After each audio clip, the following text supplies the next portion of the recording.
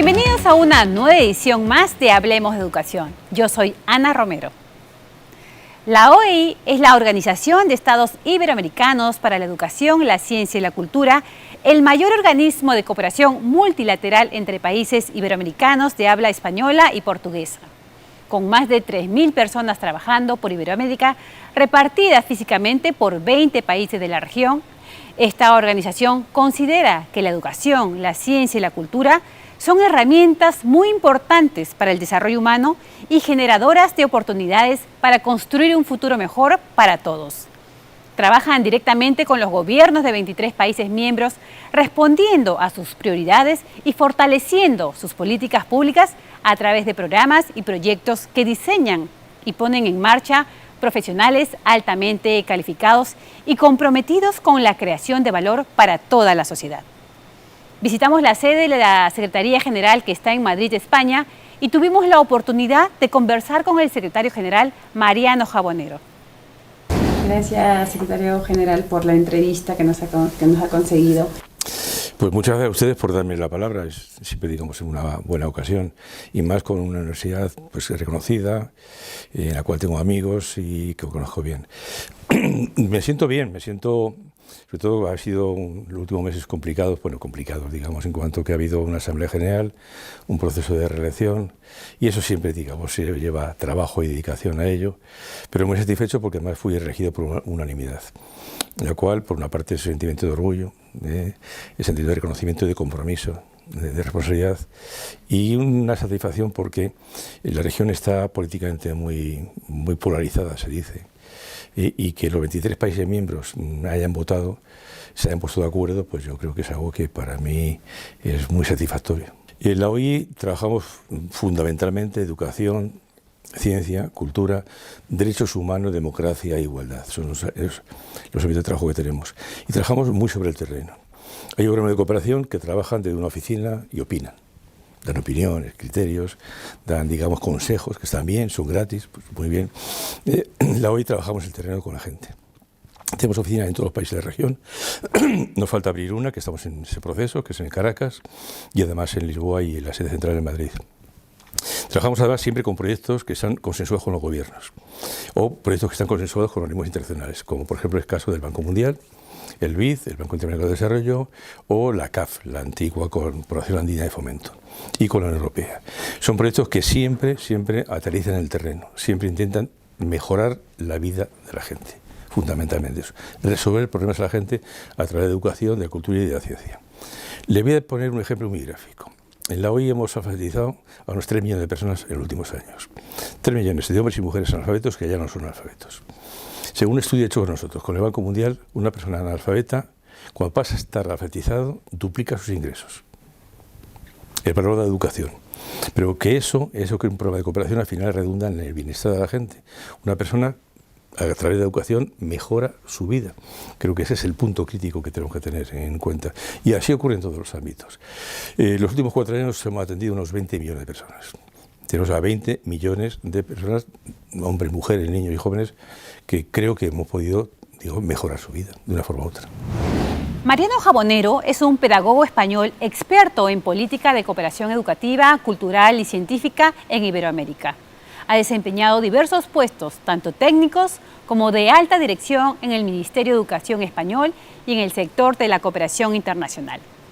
Desde 1988 ha trabajado prácticamente en todos los países iberoamericanos y ha sido consultor de organismos como UNESCO, PNUD, OEA y OEI. ¿Cómo nace tu pasión por el tema de educación, la cultura? Uy, viene de lejos. Además, como soy muy mayor, pues de muy lejos. Yo, de joven, tenía siempre interés por todo lo social, todos los ámbitos sociales. En este país, en España, vivíamos una dictadura y hacía eso que la gente joven tuviésemos preocupaciones, inquietudes sociales y políticas. Y pensé que podía canalizarlo a través de la educación. Entonces estudié magisterio. Yo empecé en educación, he hecho de todo, creo. Empecé trabajando de maestro en una escuelita, en un barrio marginal de Madrid, como ejemplo. Y luego después, bueno, pues estudié filosofía, ciencia de educación, fui profesor en secundaria, fui profesor en la universidad también, supervisor de educación, ministro de una provincia, y ya pues ha sido todo siempre en ese ámbito. El origen tiene que ver con lo que decía antes. Siempre de niño tenía una cierta inquietud por las áreas sociales y por ahí viene. En la OEI están comprometidos con el desarrollo de Iberoamérica. Por ello, trabajan en proyectos de alto impacto y de alcance regional en las áreas de educación, ciencia, cultura, lenguas o derechos humanos, obteniendo buenos resultados. A continuación, el secretario general nos detalla algunos de los indicadores principales de impacto en el tema educativo, capacitación docente y equipos que han sido entregados a los escolares. Bien, la formación docente es de las actividades más frecuentes que hacemos en la OEI, mucho más y con más frecuencia. Tenemos un problema con los docentes y es que durante los últimos años se ha alcanzado en la región una cosa que se llama cobertura educativa. Es decir, la cobertura educativa en educación primaria y básica y media es el 100%. Ya todos los niños van a la escuela. Eso ha supuesto construir muchas escuelas rápidamente y ha supuesto contratar a millones de docentes muy rápidamente. Millones de docentes que no tenían una formación adecuada inicial. Fue un proceso rápido y tal. Entonces yo creo que hay un proceso que es de formación de docentes, formación continua de docentes. La formación continua de docentes tiene un problema para nosotros y es que se convierte muchas veces en algo muy burocrático. Forma parte de la carrera magisterial y eso está asociado a los sueldos y tal, todo esto. Entonces nosotros hemos apostado mucho más por la formación, digamos, docente, una autoformación y formación en el centro educativo en torno a un proyecto educativo determinado. Hay experiencias en todos los países de la región. De formación de docentes tenemos incluso un instituto dentro de la OEI que lo que hace es promueve y difunde cursos de formación para docentes y cada vez más con metodologías en línea con contenidos. Ahora, el ofrecer formación virtual para docentes es una formación de calidad, porque la tecnología permite que sea de muy alta calidad y trabajando básicamente en ese tipo de cosas. Y de forma muy especial, con mucha insistencia en formar a líderes y a directivos. Si una escuela tiene un buen director, tiene liderazgo educativo, esa escuela va a funcionar bien. Y creo que es un tema importante y eso, por ejemplo, en el caso de Perú hemos hecho un trabajo muy importante. En Perú hemos estado formando a miles de directores escolares, y seguimos. ¿Por qué? Porque hay que poner en valor la educación. De educación, cuando llega la imagen pública a los ciudadanos, llega siempre la negativa. La huelga de maestros, el acoso sexual, la escuela que se ha caído, o algún caso por ahí feo. No, mire usted, si el hecho educativo es un hecho que es positivo siempre. El famoso libro de Jacques Delors, el presidente de la Comisión Europea, se titula La educación encierra un tesoro. Esto es bueno, es muy bueno, muy bueno. Difundámoslo así directamente.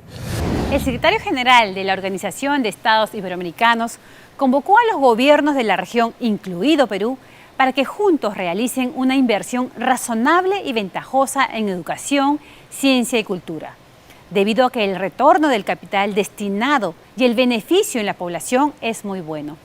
Jabonero sostuvo que si bien la cobertura educativa ha mejorado en los países de la región, aún sigue siendo de baja calidad, no inclusiva y no equitativa, por lo que es necesario dar el salto cualitativo y continuar trabajando en ello. La región es una potencia mundial en cuanto a capacidad cultural y no se ha puesto en valor de manera suficiente, pese a que contribuye muy fuertemente a la riqueza de los países. Solo en América Latina, la contribución de estas inversiones al PBI está entre el 2 y 4%. Pero la cultura trabajamos como área de política pública separada, por otra parte, en base a dos líneas de trabajo fundamentales. Una de ellas es la cultura, digamos, digital. A partir de la pandemia, la producción de cultura digital se ha incrementado muchísimo. Hay muchísima cultura de producción digital, el consumo es digital, la distribución es digital, todo ha variado. Ahí están las grandes series, no hace falta que se lo cuente. Es una industria creativa que ha crecido muchísimo en la región y que creo que es importante. En segundo lugar, la cultura en la región, nuestra región, aporta mucho a la economía y el empleo. Somos una región con una gran diversidad cultural y un poder cultural muy fuerte. En América Latina está aportando la cultura al PIB de los países entre el 2 al 4% de la riqueza del país. En algunos países de la región la cultura aporta más al presupuesto nacional que la agricultura. Y además de la cultura, la segunda parte, de la cultura vive mucha gente. mucha gente, artistas, las que trabajan en museos, en lugares arqueológicos, en el cine, el teatro. La pandemia se perdieron, por la pandemia, 2,5 millones de puestos de trabajadores en la cultura, 2,5 millones de familias que se quedaron sin ingresos, y ingresos que proceden de la cultura. A veces pensamos que la cultura es una cosa, una minoría, la cultura clásica contemplativa, qué bonito es este cuadro. No, la cultura es fuente de riqueza, de economía, de empleo y poder político, mucho poder político. ¿Cómo cree que los gobiernos deberían de liderar en el tema de educación para que las políticas educativas sean sostenibles? Bien, el tema, yo creo que de entrada habría que tener una previsión de presupuesto estable de educación. Eso se ha mejorado mucho en la región. Antes de la pandemia llegamos al 5,2% del PIB para educación. Era la región del mundo que tenía más inversión en educación. Con la pandemia se vino abajo por completo. Por otra parte, cuando los gobiernos de los países se endeudan con la banca multilateral, la banca de desarrollo, como el caso del BID, como el caso de CAF o del Banco Mundial, endeudarse para aquellas políticas públicas que tienen, digamos, un beneficio neto. Y el caso de educación es eso. Y luego mantener, digamos, siempre una vinculación de la educación con lo que tiene que ver con el sistema productivo del país. Que esa educación repercute en riqueza en el país, directamente. Le voy a poner un ejemplo. En la región, en toda América Latina, solamente un 5% de estudiantes estudian matemáticas.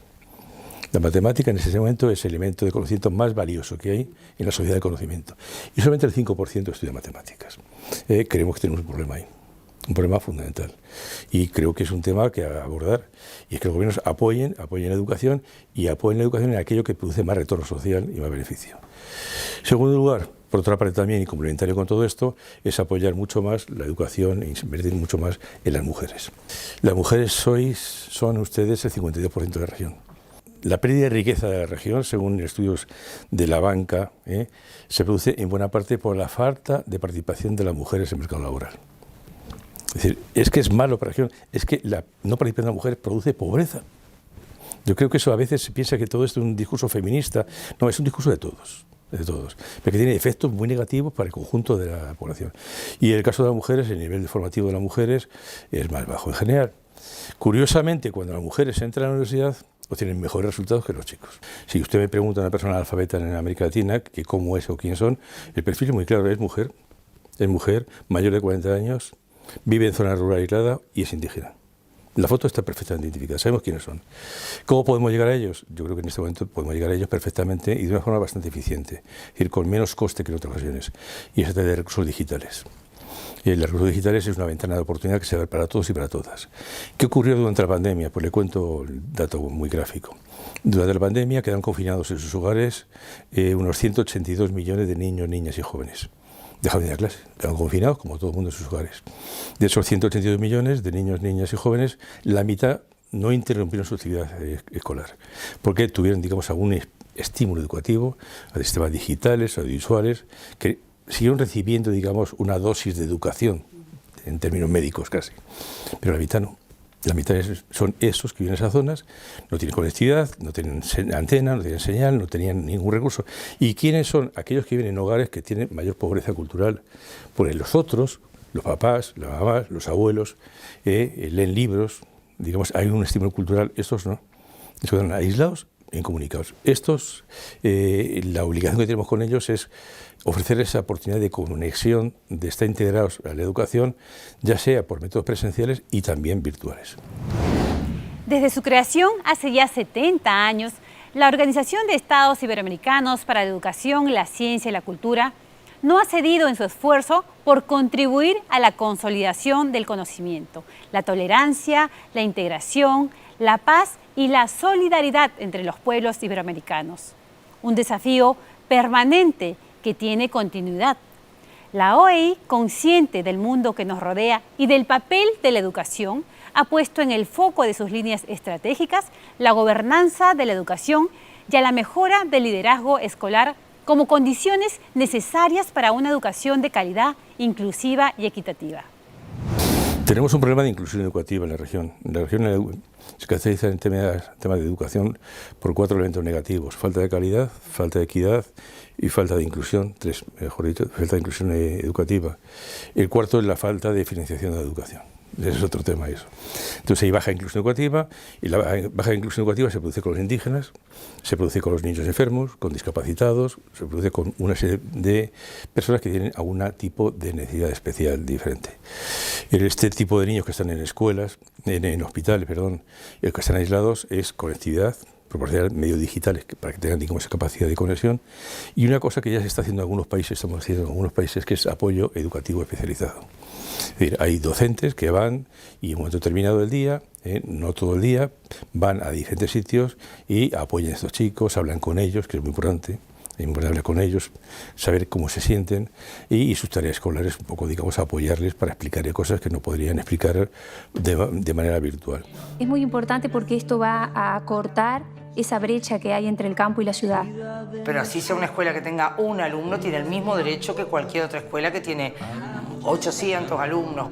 Es una gran oportunidad de aprendizajes, de llevar a la práctica el derecho a la equidad y a la igualdad de oportunidades. No tiene precedentes, cambiamos el paradigma totalmente. Yo seré el abrazo que te alivia, no maltrates. Esa es la fórmula que utilizamos. Pero yo voy a añadir otra cosa que también a todo esto. Hay un factor que está totalmente, digamos, demostrado, que afecta a la buena educación y a la lectura. En la lectura, la práctica lectora, los hábitos lectores en la primera infancia son fundamentales. Un niño o una niña que lee bien y que comprende va a ser un buen escolar, va a ser un buen profesional y va a ser un buen ciudadano. Creo que el insistir en la práctica lectora, en las etapas que van de los 0 a 6 o 8 años es importante. Y dirá usted, ¿práctica lectora a los 0 años, al año, a 2 años? ¿Y eso cómo? Pues muy bien, está muy claro. Papá y mamá y los abuelos que le lean al niño. Y que el niño disfrute cuando le están leyendo. Y cuando termina de leer un cuento le dicen otro más, y otro más. En ese momento la práctica lectora es un acto de amor de la familia con el niño. Y ese niño le va a gustar leer. Y va a ser muy importante porque, como decía antes, va a ser mejor escolar, va a ser mejor profesional y va a ser mejor ciudadano. Y dentro de todas las actividades que hemos ido desarrollando, estaba el programa académico, estaba el programa cultural, pero ha habido una actividad que ha destacado en cuanto a la proximidad, al acercamiento y a la participación ciudadana, ¿no? Esto ha sido Lectura en Movimiento, un proyecto que nos presentó la Organización de Estados Iberoamericanos, y sabemos que ha sido un exitazo, que la gente se ha implicado, que se escuchaba poesía con mucho respeto, que se leía poesía, y esto era necesario porque para nosotros que se transfirieran conocimientos y que se transfirieran saberes a través de la lectura era una de esas pretensiones, ahora sabemos que ya cumplida. El mensaje a los jóvenes que piensen que la educación le va a dar oportunidades de vida. Muchos somos procedentes de familias muy humildes, yo también, y hemos conseguido en la vida ser felices y trabajar en algo que nos gusta. Para mí es un privilegiado trabajar en lo que me ha gustado en la vida, en educación, cooperación en América Latina. Y con lo cual yo he hecho el cupo completo, ha sido en ese sentido. Y a través de educación vas a tener oportunidades, vas a crecer, de disfrutar, de trabajar, de vivir, de tener amigos. La educación es la que te da oportunidades de vida, realmente, y yo creo que eso es importante. Ese joven que ocurre, que abandona la escuela, que se va, y cuando tiene 25 o 30 años, piensa y si es inteligente dice, tengo que volver a la escuela. Nunca tuve que haberme ido. La educación de futuro para América Latina, que quiero que sea una educación paritaria, hombres y mujeres, todos por igual, paritaria en primer lugar, que sea, digamos, se soporte en un potente sistema público. El sistema público es el de todos.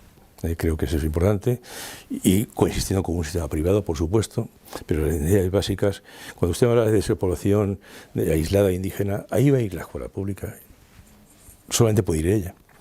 Creo que eso es una cosa fundamental. En tercer lugar, una educación más pertinente, que tenga que ver más con la economía de América Latina. A veces hay estudios que no tienen que ver nada con la economía de la región. Y por último, digital. ¿Digital por qué? Porque el futuro es digital. Digital, y además a través del sistema digital llegamos a todos y a todas, y a todos y a todos por igual. La tecnología digital es lo más igualador que hay. Antes la tecnología era cosa de élites, ahora no. Ahora no, ahora en cualquier país, cualquier sitio, nuestros chicos vean todos ellos con un móvil en la mano, un celular, ahí reciben mensajes, hacen trabajos, tal. Creo que ese tipo es lo que yo sueño para mi región y es lo que creo que podremos conseguir en algún momento determinado, ojalá más pronto que tarde. Muchas gracias a ustedes por hacer esto, que es darnos la voz para que podamos hacer creer que esto es un tesoro. Y hablemos siempre de educación. Eso es, muchas gracias. Agradecemos al secretario general de la OEI, Mariano Jabonero, por recibirnos gentilmente desde sus oficinas en Madrid y hablar de su pasión y de lo que significa trabajar por el desarrollo humano a través de la educación, la ciencia y la cultura en Iberoamérica. Nosotros seguiremos siendo una ventana y una oportunidad para dar a conocer los esfuerzos que se hacen para mejorar la calidad educativa de nuestros países. Gracias por acompañarnos y no se olviden de seguirnos por nuestras redes sociales y suscribirse en nuestro canal de YouTube. Todo por la educación. Nos vemos en una próxima oportunidad de Hablemos de Educación.